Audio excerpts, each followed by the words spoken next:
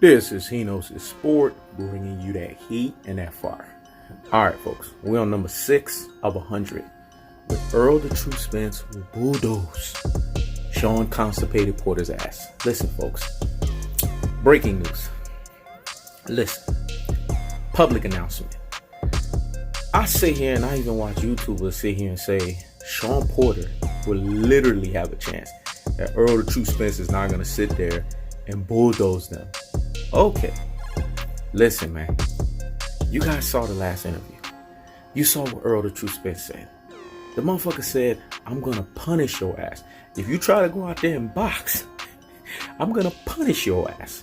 All of these folks sit here and think that Shawn Constipated Porter has a legitimate chance to make this an arduous or a hard fight. No, he fucking doesn't, folks. What are you watching? Do you guys have your head on a swivel? Did you guys just pick up boxing the other day? Did you guys just showcase your true casual boxing fan card for what it is? Come on, folks.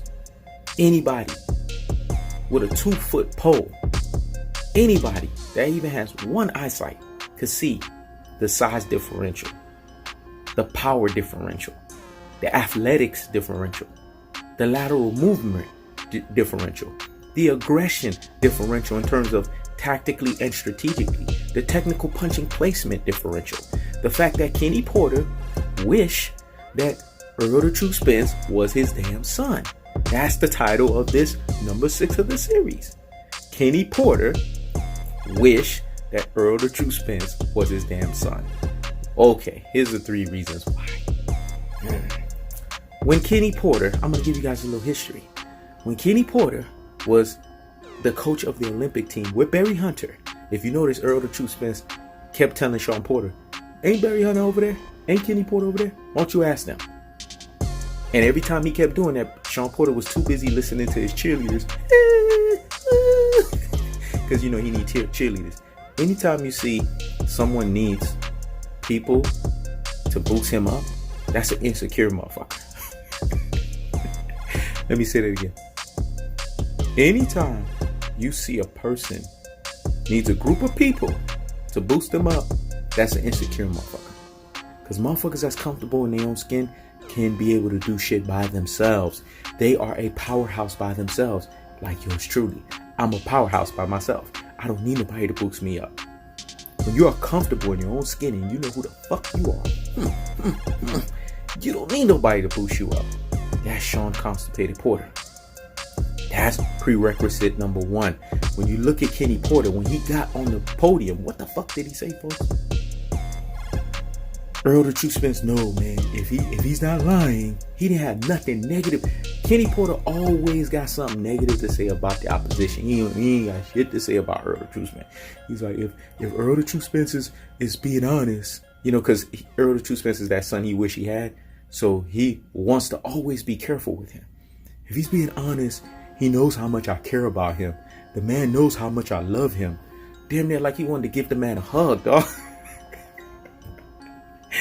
Kenny Porter, man, it's okay, man. I get it. You were late with the adoption process and being able to give up Shawn Porter with Errol the True Spence. You were late in doing the switch out. It is what it is. We get that. We understand that. I remember you called me the other day and told me that shit. But the truth of the fact of the matter is, he was sitting there, man, you know, if Errol the True Spence would just be honest, man, the kid knows I called him the truth. He knows that he's the truth. And he knows how I feel about him. You know what I'm saying? He knows the respect I have for him. I saw him being the fighter that he was going to be today. If you listen to him and you really are a true deep thinker, you could see that that is the way a father addresses a son, folks. Ooh. What I said was deep and profound. I just gave it a poetry moment. Let me rewind because I need to let this marinate in the corpus callosum and in the cerebellum. When Kenny Porter was talking, folks, it was as if the man felt like he was having a father and son moment. You could see Shawn Porter on the other side seething. He was crying, folks. That's why he needed the cheerleader group to be there, because he was like, I know my dad gonna get on this fuck shit. If you notice lately, Shawn Porter's been making his dad talk less, especially when it comes to this fight, because he knows that Kenny Porter is going to say shit against Shawn Porter because Shawn Porter is the son that he wants to reject. Errol the True Spence is the son that he wants. And he wishes Shawn Porter would be that as a fighter and everything else. Fashion sense, you name it. Everything that Shawn Porter is supposed to be, everything that Shawn Porter isn't, that's what Errol the True Spence is, and that's what he thought Shawn Porter was going to be. Like the way that Shawn Porter lost to Kell Brook. Errol the True Spence brought that up. Kenny Porter was somewhere like, fuck, man. You see that performance that Errol the True Spence had on Kenny Porter? That's the type of aggression that I was preaching for you, son, to have. That's what I wanted you to have. Kenny Porter had nothing negative to say about Errol the True Spence. If anything, he wanted Errol the True Spence to give him a hug. But you know Errol the True Spence, keep that same energy. He ain't with that bullshit. Get out of here, motherfucker. The father figure outside of Errol Spence Sr., because he's Errol Spence Jr., so his Jamaican dad is his father, his biological Jamaican dad, because he was there all his life. So Errol the True Spence don't have father issues. He don't have daddy issues, because both parents was there. His other father figure is Derrick James. Those are his father figures. So Kenny Porter, I'm sorry you didn't get the memo. You may have been considered a father figure to him in that Olympic time. That's about it. Barry Hunter, that was about it. Y'all the enemy right now. Y'all guys don't understand. Your son has to get punished because Shawn Porter's talking reckless. If you would have stayed with his mouth and said, you know, Errol the True Spence, no, this ain't gonna be no easy fight. Basically, you know you're gonna lose. You just basically gonna give up a fight, right? Errol the True Spence ain't had no problem with that. If you notice, he ain't get slide to the mouth. He only started getting slide to the mouth when Shawn Constipated Porter started getting slide to the damn mouth. When you sit there and say that I'm gonna KO you, come on, now Errol the True Spence gonna flat out say it. I'm gonna punish your ass. And man, Errol the True Spence addressed the elephant in the room that I've been saying for months now, folks. That Dennis Ugas beat your ass. Many people thought he whooped your ass. Come on, folks. Did I not say that? But there's certain YouTubers out here that are Shawn Constipated Porter fanboys that will tell you otherwise. Oh no, he didn't lose the fight. Or anybody that prescribes to Mr. Showtime, they'll tell you that bullshit. But you guys got to see the shit for what it is, man. Listen to Kenny Porter. Listen how he cries. Listen how he squeaks when he talks about Errol Spence. He hasn't done this with anybody else. Go look at his press conference about Adrian Broner. Go look at it with any other fighter, Danny Garcia.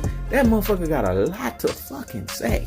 But with Errol the True Spence is nothing but daddy to kid or father to son type of conversation. Because he knows what time it is. He knows that Errol the True Spence gonna punish his fucking son. Y'all heard Errol Spence, man. You try to box, I'm gonna punish your ass. You try to come inside, I'm gonna maul your ass. Let me say it. You try to box, I'm gonna punish your ass. You try to come inside, I'm gonna maul your ass. Either way, you getting fucking stopped. I ain't never seen Errol Spence just flat out just curse. Even with Mikey Garcia, he was kind of a little respectful with his words. But this motherfucker, Shawn Porter, made Errol Spence had to get, you know what I'm saying, what I call the Soto gutter. He had to bring out the curse words, man, in his southern slang. Because he ain't got time for that bullshit. You know damn well, Shawn Porter, you can't sell a cookout. You know damn well you don't dress better than Errol Spence. You know damn well you don't fight better than Errol Spence. And you know damn well that Kenny Porter wants Errol the True Spence to be his son, and he will replace your ass in a fucking heartbeat. You know damn well that.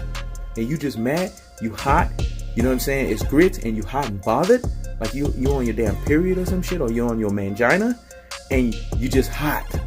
That's what's all of that is coming out. All that steam y'all see that's coming out of Shawn Porter, it's those daddy issues, man. Because he know damn well his dad has told him in secret, son, look at here. Let me tell y'all what Kenny Porter said. Son, look here. Let me tell you something. This is the pep talk he gives Shawn Porter to motivate him to fight. Why can't you be like Errol Spence with your ineffective aggression ass? Why can't you be like him? Because he's Mr. Tactical Aggression. If you don't win this fight, I'm going to reject your ass. And I'm going to call Errol Spence and ask him once again, can he be my fucking son? He done rejected me for the umpteenth time. But you know what? I'm going to fucking try again. It is what it is. That's the speech that he gives Shawn Porter to try to motivate him to win the fight, folks. This is He Knows His Sport. Checking out.